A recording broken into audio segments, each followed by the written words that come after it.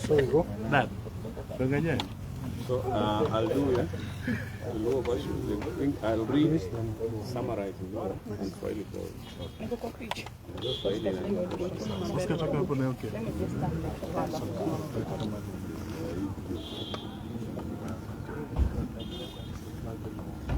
You go.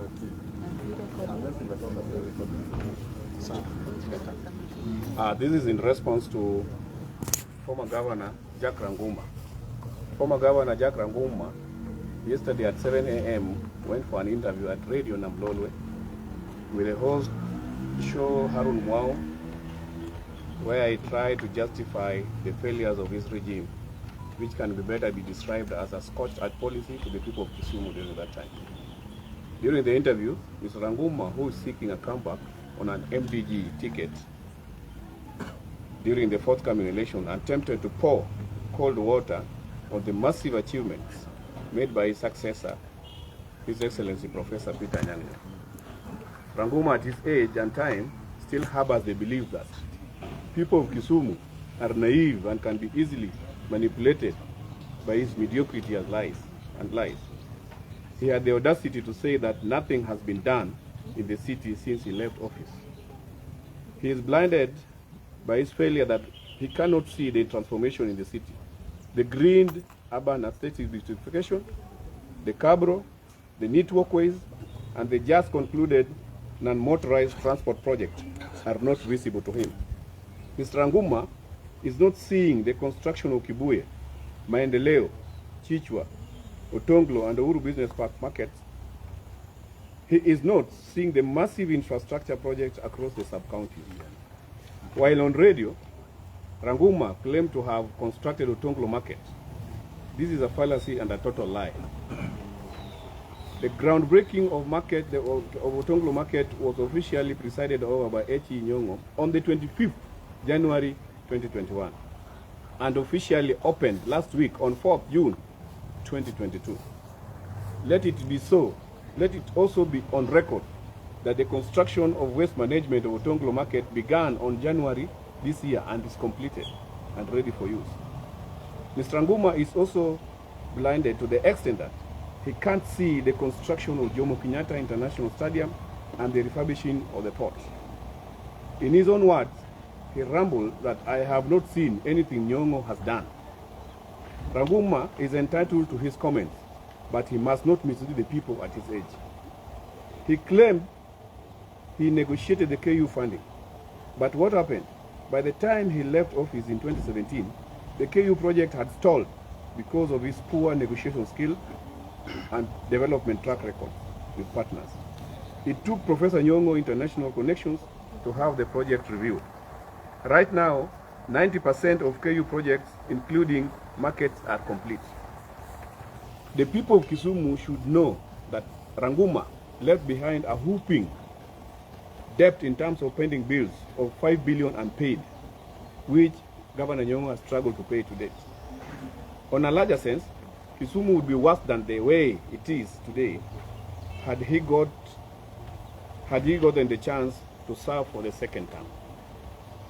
We want to appeal to the people of Kisumu County to treat these sentiments and propaganda with contempt they deserve. In reality, Professor Nyong'o spent the better part of his 100 days in office correcting the mess committed by the Ranguma regime.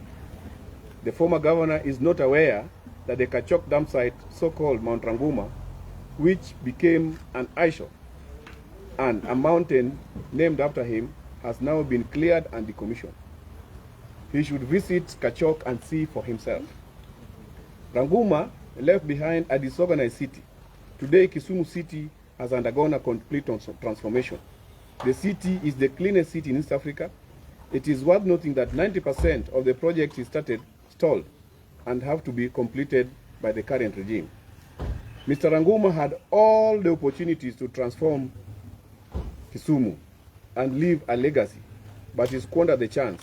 He is now crying over spilled milk like a small baby. Mr. Ranguma also claimed that the piece of land where Kachok dam site and Kibuye market stands belong to private individuals.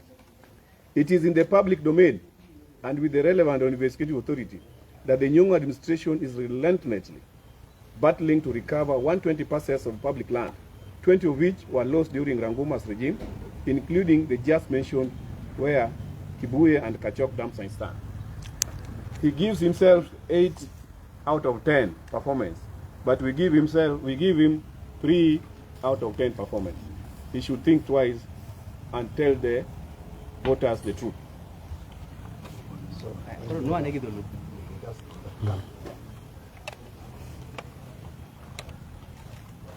Nyoro gokinyi sachia Governor Ranguma nyodhi radio Lolwe kobedo interview gi Arun Ward John. Owacho miriambo kanyo mang'eny kabisa. Governor Ranguma pod paro ni kaka heke gi sani kako chal ni pod onyalo wuondo jo Kisumu. Onuoyo kowacho ni Otonglo en manoger. Otonglo notimne breakdown, notimne ground breaking, nochak gero tarik 25 higa mokalo 2021. To nyo yawo Otonglo nyoro tarik 4. Ranguma nogere ka. Ranguma noweyo, owacho ni ok one gima Nyong'o timo. Olokore muofu ni gik ma Nyong'o timo gite ok one. Kata kokalo e town, odhi ong'i Kachok, mano wacho ni Mount Ranguma. Odhi ong'i kata kono pod ni kanyo. Owacho ni gima Nyong'o timo onge. Kata kokalo odhi Kibuye, mane raracha mane dum chieth, mane onge gima timre. Odhi ong'i sheds moger kanyo kaka chiro ger nyaka gi fence. Kata kokalo owuotho e town kuma ne sewer lines odinre, kuma nolil, kuma ne takataka ok ne chal city. Ong'iye owuotho e kabrego yamo kwadhe maber. Ne gima wuod Nyong'o timo e town monde kolos. Owuoth ong'iye chirni nyaka Otonglo mowachogo onyiswa manoger. Osieme gimoro achiel manotimo. Jo Kisumu sani ok ofuwo. E pache en pod oparo jo Kisumu fuwo biro winjo weche mag miriambo. Kodhi manyo kura, odhi manya, owe manyo gi miriambo. Propaganda ma miriambo sani ok nyal bet Kisumu ka. Owacho ni otimo 80%. Notimo aboro ewi 10. Notimo 3 ewi 10. Notimo 30%. Nowe gope ka ma over 3 billion. Ma pod Governor Nyong'o struggle mondo chul kaka sana. Gik mano chiwa to giti mati mokelo gope mang'eny. Ok no hand kata over malong'. Koro kobiro manyo kura no duogo. To we siemo gik ma Nyong'o osetimo. Osiem gike ma en motim. To we ywak ni chak manosepukre ka nyathi mathis. Ong'i mana ni gima notimo jo Kisumu onge, nokuodo wi jo Kisumu. Koro sani obet to neno kaka Kisumu iloso. Koro obed mos. Oaye we siasa mag propaganda mag miriambo. Asiam, inyalo mi wane ler ewi directive manyocha golo ni onge siasa chuny boma ma Kisumu. Ok wach wane ni to recently you gave a directive that there is no politics within the CBD. Does this directive also apply to the MCAs who are campaigning for Market Milimani Ward, which is just at the center of the CBD? Now, we have a clear directive. And that the administration has given a clear directive. That please, don't bring your political activities in the CBD. We have spent millions of shillings. Even those flowers, they are ornamental flowers. Go plant them in your home. You will buy them at a higher cost. We have put the street lights, we have waste collection management in the street, and people in the CBD are busy. There are people who are serious. They come and do their business. Why do you come with lorries and want to make noise and walk around the city? Even the governor, we have restricted him not to do CBD. That's why during his nomination paper, he went round to Kondele, to Kirembe. I'm telling you, if you come back to the Kisi, you will meet tear gas. And that's Kionjo. If you try to bring nonsense and untidiness in the city, I'm telling you, you'll chew tear gas and you'll be scampered. You'll be scampering for safety. Don't come to the CBD, I repeat. What's the effect of these MCAs that are just campaigning? We have designated areas to campaign.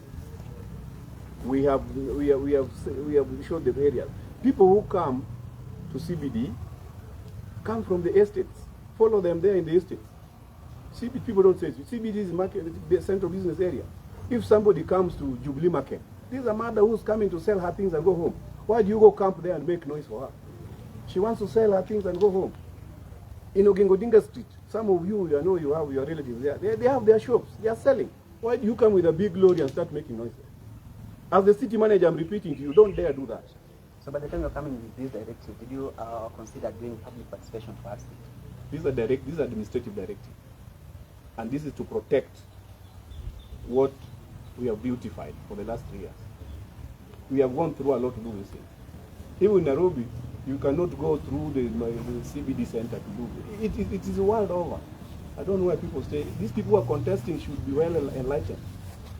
That they are demarcated areas in the city where you cannot go making noise, disturbing people, and destroying the aesthetics and beautifications of the city. We have visited the police. We have told them where people can go. Go do your rally. We have Moi Stadium. Go hire Moi Stadium. Spend your money and put tents there. Go to Kirembe. Go to everywhere. Call people there to listen to you. Don't come to the people who are doing that. Like now we have a press conference. If somebody comes here with noise, it's disturbing your business. That's how the CBD is. We can do it in law. Maybe before you do it in law, since they break the directives, what you are like to can get to court or what are going to do. And again, CM, when it comes to posters, that is still stands that we don't put posters within the CBD areas, or are there designated areas for the posters for the CBD? And then there are people also who are raising concern that they feel that you are muzzling other parties to do their posters. Maybe you could also comment on that. Now this restriction is to everybody. We don't allow posters in CBD. Outside CBD, you can do your posters and do them strategically, electricity poles, all those things. But how do you feel when you come with posters in the CBD and start putting them over? Where do you want to hang them? On people's shops? You want to go to Acacia and hang posters there? Are you out of your mind? Yeah, go hang posters in different areas, but CBD no. And we are not muzzling everybody. This directive is to everybody, including the administration themselves. So it is not a biased opinion. No. Let us just respect the law and respect the city standards. So what's your step? Are you going to charge them, or what are you going to do if they break the law? So far we will stop them from coming to the city. But if you come by force, we'll analyze all the costs and charge you accordingly. Wache kidhulumu. Watch directive. Nyocha wase wacho ni e chuny city ma Kisumu, chuny jo ma Kisumu ok odwar siasa.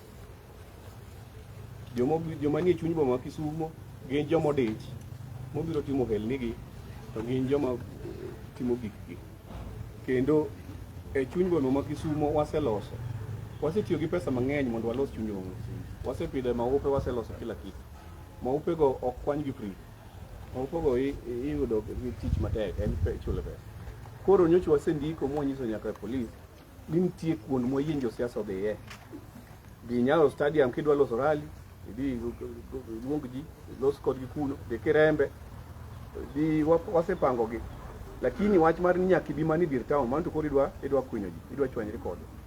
Koro kik ichak iduogo e town. Kiduogo kanyo tibo chamo tiaga.